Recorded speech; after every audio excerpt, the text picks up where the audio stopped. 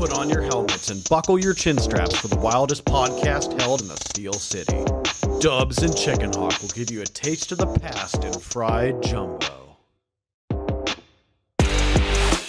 So when the Steelers started, I wanted to think about this. When the Steelers started to win, and it was 71 or 2, maybe, is that when it was? Or, well, I'm trying to. No, Chris, I can't even believe you're giving me a quizzical. Yeah. 71 or 72? No. 72. Yeah. There was only one thing that turned the franchise around. The Immaculate Reception. Yeah. Unfortunately, a lot of people say they were there. I was there. Were you really? I still have. I got a picture of the ticket stub on my phone. Wow. So it was December 23rd, 1972. All right. And the cost of the ticket was $10.15. And the Steelers it was blacked out in the Pittsburgh area. Yeah. So you had to go to like Johnstown or Youngstown or somewhere like that to see the game. But I was fortunate. And that's what turned the franchise around. Yeah. And that's when, but up until then, and you could go back a little bit right before that, is obviously Chuck Noll when he came here. So that was 1969. I think he came. And then in 1970, he made the decision to draft Joe Green first. And then the franchise started to slowly build. Franco came in 72. Terry Bradshaw came 71 or 72. And we had a former Steeler on here a couple of times, Bill Priatko. He's still alive. He's the oldest living Steeler. Really? Yeah, he played. How cool is that? Yeah. And he went to Norwin. So he's a big fellow in our community here. Great guy. Wow. And he didn't go to Norwin, but his kids went to Norwin. He went to Scott High. You remember famous Scott High there down in North Braddock. Yep, that's what I said. That was that merger. General Braddock became, now General Braddock is gone, but that's all Woodland Hills. Woodland Hills, right? Braddock, Rankin, and North Braddock Scott. Yeah, and they were, when he told high school stories about Scott versus Braddock, the wars that went on with like Chuck Cloud, he had some great stories, but he knows. He told us a story about the Immaculate Reception that I thought was pretty crazy. I'm trying to think. Terry was supposed to throw to some fella that a receiver, I can't remember the receiver's name, but basically what happened was they substituted this receiver in, and he had never played all year. Because someone got hurt, okay? And basically Chuck Noll sent the guy in and said, tell Terry you're going to go out whatever the yards were. I don't know if it was 11 yards they needed or 12, or it was some down in distance. It was significant, right? Because it was fourth down maybe in 10 or 11 or something like that. He said, I want you to go out and do a curl at the 11-yard distance, get past the sticks, just turn around. No one's going to cover you because you haven't played all year. And tell Terry that's the play we're going to run. Okay. And I want him to hit you with it. So the dude, he was telling Bill Priatko, because they had a reunion here, Pittsburgh Steelers reunion recently. So I go out, I turn around. There's no one within 30 yards of me. But Bradshaw won't throw him the ball because he's afraid he won't catch it. That's Bradshaw. So then the dude starts chasing Brad. He broke the pocket and he's running all around and he fires that ball at the last second. And Fuqua gets hit by Tatum or whatever. Jack Tatum, correct. And the ball. I don't know if it was Jack Tatum or somebody. Phil Villapiano. Yeah. It was one of those two. Yeah. Ball flies up in the air and obviously history's made there. But I always thought that no one really knows about that story. Wow.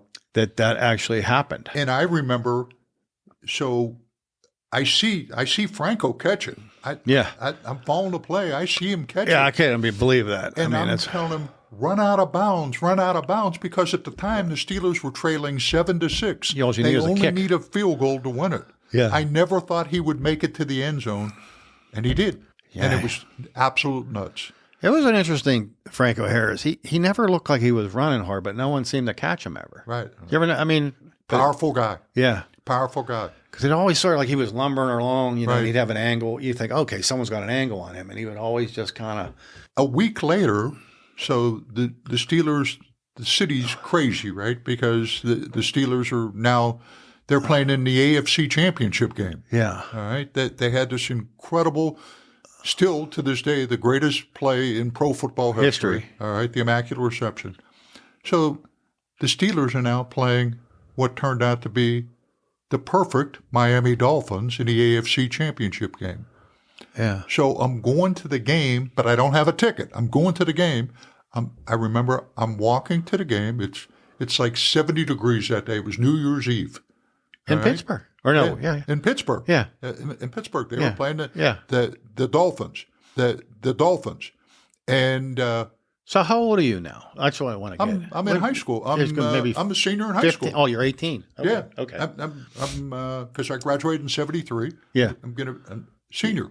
Yeah. And the other part about that, it just broke my heart. That's when Clemente died. Yeah. We woke up and found Roberto Clemente had died in a plane crash.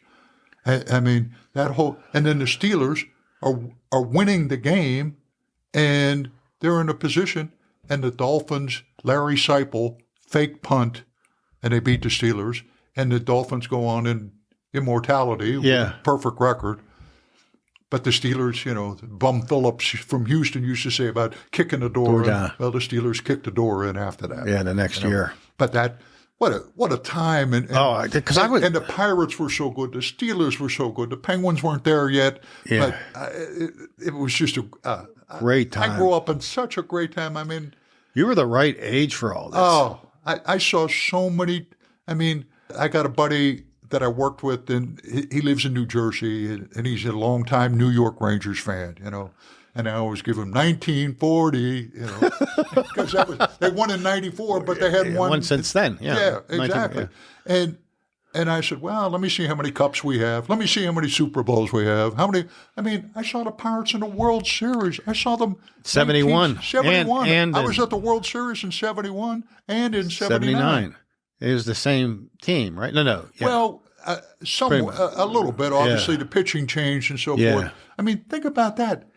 1971 World Series, Steve Blass pitched 2 9-inning complete games in a World Series in October.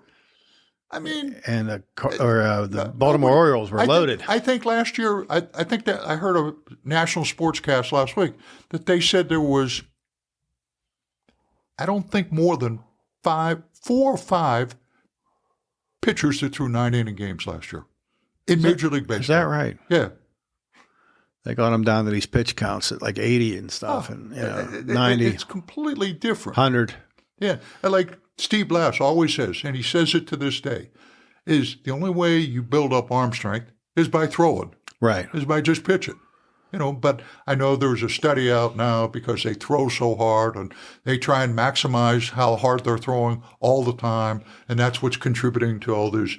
You look at Jared Jones right now. Fortunately, he doesn't have torn ligaments or anything like that. I think he does have. Does he have torn ligaments? But he doesn't need Tommy John. Right. He's going to not. Yeah. They're going to sit him for 6 weeks or something. But he can hit 100 miles an hour on a gun. Yeah. He just throws so hard. So just a different era. But different era. Sports was just. Pittsburgh was on fire. Oh. Because in that 70s, you won, 6 world titles. You had 4 Super Bowls and 2 Major League Baseball World Series. Plus, throw in there, because my dad had season tickets to Pitt football back then. The 76. Pitt wins the national championship in 1976. Yeah. I mean, again, back then. You were the perfect. I'm not exact on this, but Pitt didn't average. I think Pitt averaged only around 44,000 people a game when they won the national championship, because the Steelers are winning Super Bowls. I mean, right. It sold out. Yeah, we were spoiled. I mean, we used to go to a high school football game on Friday night, go see Pitt on Saturday afternoon, and the Steelers on Sunday. You're like, how good is that? That's crazy.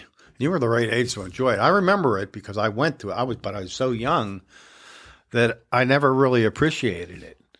I remember Super Bowl parties at going to my aunts and uncles in Churchill. They would always, the Yakas always had the Super Bowl parties. And they lived in Black Ridge there in Churchill. I just remember it was being so exciting, but I was only maybe 5 through 10 years old during all that period.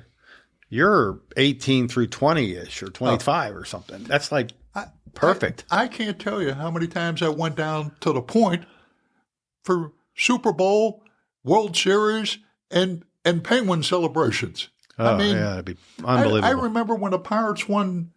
I don't know, was it a Pirate? No, it was when the Steelers won. No, it had to be when the Pirates, because it was in the fall. The people were lined on the Fort Pitt Bridge. There was people that jumped off the bridge into the water. Into the water. I was like, what? Yeah, getting crazy. It was crazy. I mean, Yeah, that's literally, the town 70. was just nuts. It was on fire. Yeah, it was nuts. I mean, but again, we were talking about NIL before. Yeah. Well, what has happened to professional sports? Free agency. Yeah. Back then, look at all the Hall of Famers that have been with the Steelers. They stayed together back then because there was no free agency, right? Yeah, I can name more Steelers from those teams Absolutely. than I can from probably the last 20 years that came through. Absolutely. You know what I mean? You could rip off like John Kolb, Sam Davis, what's his name, Mike Webster, Jerry Moon Mullins. And Randy, was it Randy Grossman? Grossman. Oh, yeah. A heck of a tight end, receiving tight end. Yeah. Yeah, Benny Cunningham, that big tight end. He was a bigger guy. Who else? Well, You had Stallworth and Swan. You had Franco Harris, Rocky Blair. I mean, John. Since Terry Bradshaw. we're going down the Steeler path here for a second. Yeah.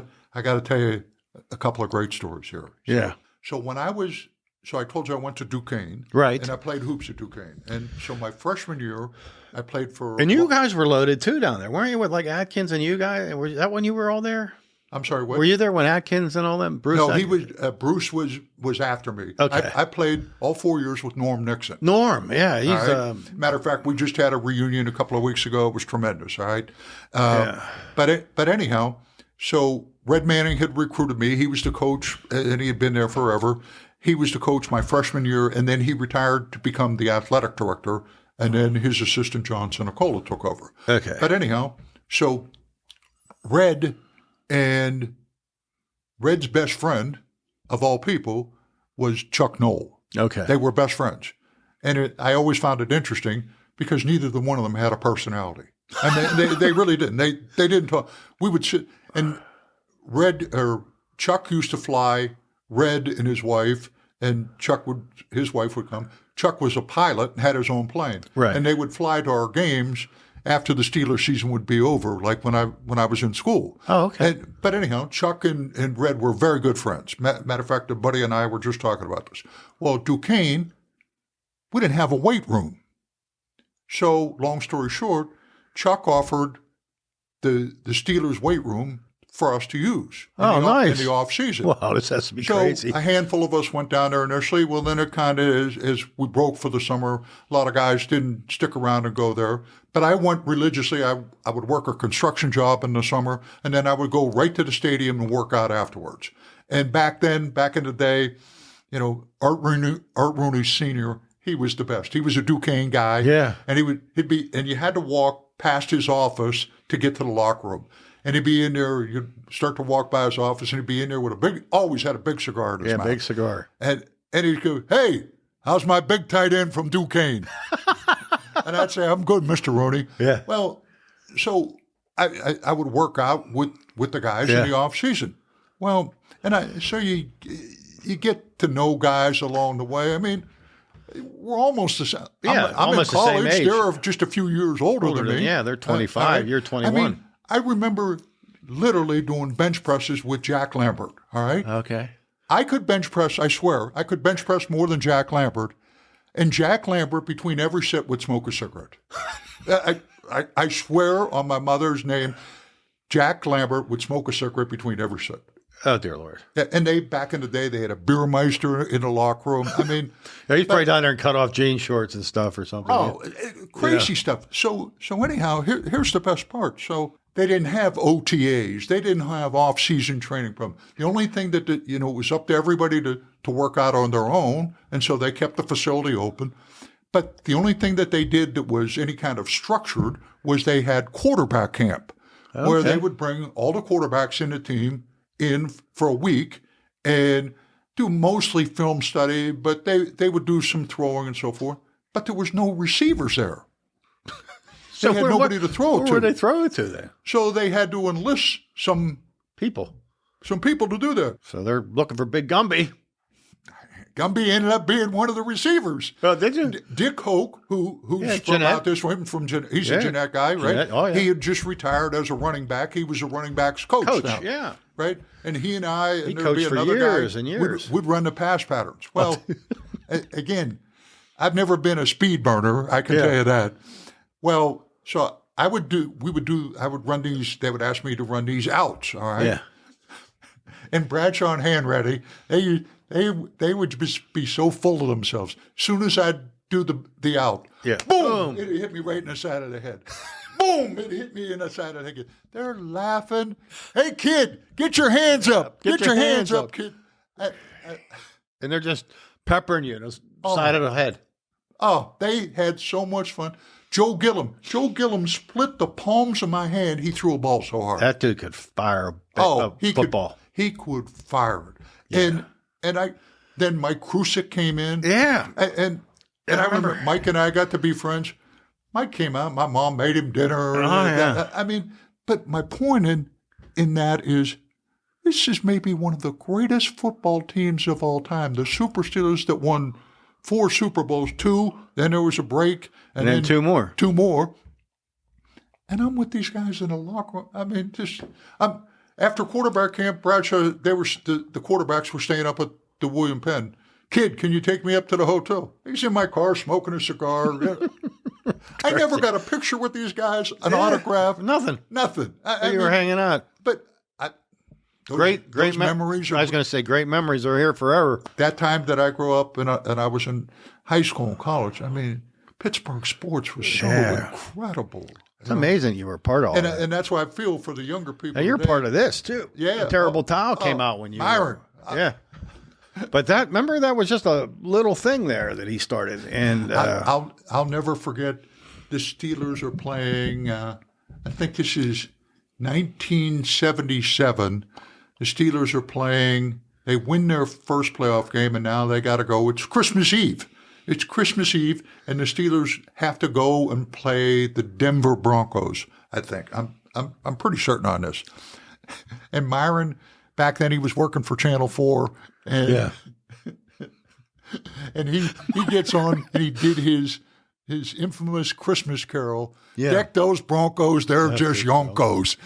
I'm telling you, everybody from that era remembers that. Oh, I remember it. I mean, it was crazy. It was crazy. Myron Cope was such a character. Yeah. He was talented. Oh my God! And couldn't been nicer. There were so many characters. Bob Prince. What a gem he was. Oh, we would listen with a little transistor radio like this big. On our porch. My brother and I, we would sit out there with lawn chairs, those kind that had those like multicolored little straps. Yeah. Oh yeah. I had one for sure. Yeah, and we would sit on those with that little transistor radio, just to hear Bob Prince, because he was probably the best I've ever. Him and the fellow just passed away for hockey. Absolutely crazy. Yeah. And Mike Lang. I remember I was fortunate to go to some sports banquets along the way, and Bob Prince or Myron would usually be one of the Toastmasters. The MC, yeah. And I remember, matter of fact, when Red Manning retired from being a coach to become the athletic director, they had a testimonial dinner for Red at Churchill Valley Country Club. Okay. And Bob Prince was the MC, and he had 6 screwdrivers lined up in front of him. And he was just throwing them down as he was talking, and he got more colorful as he went. And it was tremendous because he would tell great stories along the way. Oh, I couldn't imagine him. He was just unbelievable. Just great stuff. Snug as a bug in a rug. Remember, snug as a bug in a rug. He had those sayings. Oh. Absolutely. And then we lost to Mike Lang here recently. He was another. Mike Lang. And Mike Lang actually got to work in the booth a little bit with Bob Prince initially. Yeah. And then that was at the end of Prince's career, so he got to do. And then Steve Blass worked with Mike Lang as well a little bit. Mike Lang did a little bit of Pirates. Yeah, I heard that. Yeah, I didn't know that. Yeah, but I recently heard that on the Fan that he did some baseball. When I started listening to the Penguins, there was a guy, Joe Tucker, who used to be on now 3WS. It used to be WWSW. WW. It was AM back then. Right. And he would do the games. Joe Tucker. He did Steeler football, and he did the Penguins. One of the all-time greatest athletes in Pittsburgh sports history. Dick Groat. Yeah. Dick Groat. I'm sure you played many times at Champion Lakes. Yeah, he's there all the time. He was there all the time. I used to go there all of the time, once or twice a year for a golf outing. We go every year for the golf outing. And there's nobody that loved a cigarette and a Budweiser like Dick Groat. I can tell you that. And he would sit at the bar afterwards, and he didn't want to talk about baseball. He talked about basketball all the time. He was a hell of a hooper, man. And I can't tell you how many nights I sat there drinking a beer with him, talking about basketball. He was a stud. He was tremendous.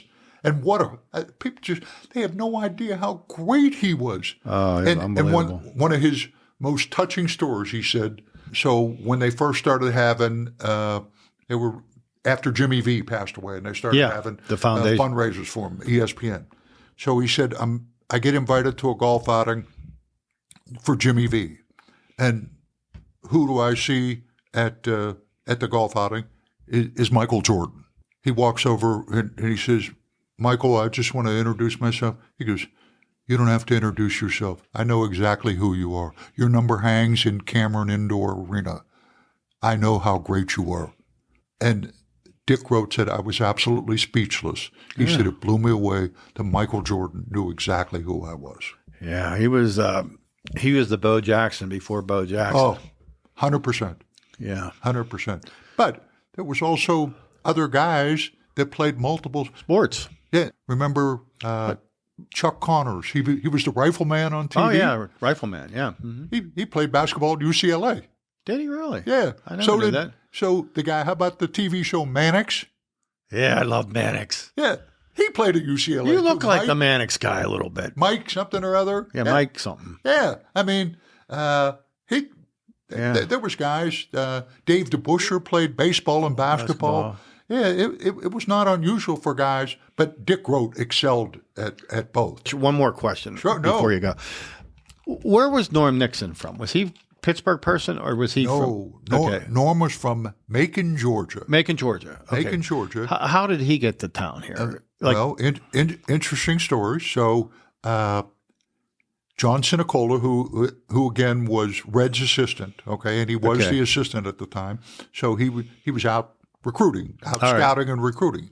And as he tells the story, he went to the Georgia State Championship game for basketball. And Norman and Jesse Hubbard, who later came to Duquesne, played for Southwest Macon. And they played, I forget the name of the team that they played against, but John Sinicola, our coach, had gone to see the kid on the other team, and that was Tree Rollins. Oh, big Tree Rollins. That dude was huge. 7'1". One or something. Yeah, something like that. And when he went down there, this smaller, quicker Southwest Macon team ran rings around this Tree Rollins and his team. And John went back again, offered to Norman, and it turned out that Kenny, he had an older brother, Kenny Nixon, who had gone to Florida State and who had been roommates with J.T. Thomas, who was playing for the Steelers at the time. I was going to say, the defensive back. And long story short, I think they worked a deal, and Kenny came up and worked for PNC Bank back then. Okay. And so he was in town, so Norman had some family here, and JT kind of took him under his wing as well. And introduced us to some folks. And that's what Norman and I were just talking about. I mean, first of all, none of that would have happened that we had. You know, we sat when we were freshmen talking about how we wanted to go to the tournament by the time we were seniors. Today, that wouldn't happen. No. And Pitt used to be great at that, developing guys, that once you don't play much as a freshman or a sophomore, but by your junior and senior year, again, that's the greatest disparity in sports. When guys I went to Duquesne, I'm 17. I'm playing against guys 22. Yeah. It was boys against men. Trust me. Trust me. You're barely through puberty. And now they're, as Auburn had, Auburn playing in the Sweet 16 now. They average 24.6 years of age in their starting five, and they got 2 players over 25. What? That's crazy. I mean, I went to as I said, I went to Duquesne when I was 17, as did Norman, and we both graduated at 21. Yeah. Nuts. So back in the day, you were Atlantic 10, right, or no? Pardon me? Were you Atlantic 10 then, or what were you then? My senior year, which is how we got to go to the tournament, because we were just like a 500 team. We were up and down. We played a brutal schedule, but that was the first year of which became the Eastern 8, and then it became the Atlantic 10. Yeah, the Eastern 8. So that's what I remember. That was the Eastern first 8. That was first year. There was 8 teams, right? In our division, it was us, Pitt, Penn State, and West Virginia. And then in the other side, it was Massachusetts, Rutgers, George Washington, and Villanova. Villanova, yeah. All right. There have been a lot of characters come out of Pittsburgh, that's for sure. Oh, across all levels of sports, and I'll give you one you wouldn't know about. No one ever guesses this. So at Baldwin High School, all right, going back to Baldwin, all right. Good old Baldwin. I didn't even know this at the time, but I was fortunate to get in the Baldwin Hall of Fame. Did you? Yeah, back 1,000 years ago. So in the very first class. And so Dave Wan said he gets in, Mickey Martin gets in, a lot of people. Well, this one guy, he got in, he was a basketball player. And there was 2 guys that I didn't know. The one guy, Lee Schaefer, he was the most valuable player in the ACC back in the 60s, and he was a number 1 draft choice. I didn't know him. But this other guy, you would never guess that he was from Baldwin, and you won't guess it, but his name was Orrin Hatch. No way. A senator. Senator from Utah. Yeah. He passed away about a year and a half ago, something like that. Yeah. But he was from Baldwin. And he got in the Hall of Fame the same night. I met him then, and I went, Orrin Hatch. Orrin Hatch, that's crazy. That is crazy. Yeah, he was. So, and again, I bring that up because you don't know. Pittsburgh was just, it's always a melding pot. We always refer to it. But people from just all kind of background, super successful people. And that's why when you see sporting events and you see the crowds at an away game and you, wow, does Pittsburgh travel? Well, it's because people used to live live here in Pittsburgh, or their families still live here. Yeah, and now they're in Las Vegas, or they're everywhere in Florida, or wherever they are. Yeah, because when the mills went down, everyone went kapoom. Exactly. Well, hey, we've been blessed to have you here for more than an hour here, maybe even 2. But I'll give you. You just give me an and a yeah, and I'm off to the races. I just want to. Thank you for coming on today, Don. Thank you for having me. Chris, I always enjoyed you. I mean, and likewise. We just talk. We'd always get together for business, but we could always have these kind of conversations going on. Yeah, it was never business between us. I mean, we would handle our business at work, but we had so much more time together after work that was more important to me. So I'm blessed to know you, brother, and thanks for coming in today. It was awesome. Thanks for having me. I appreciate it, man. Yep.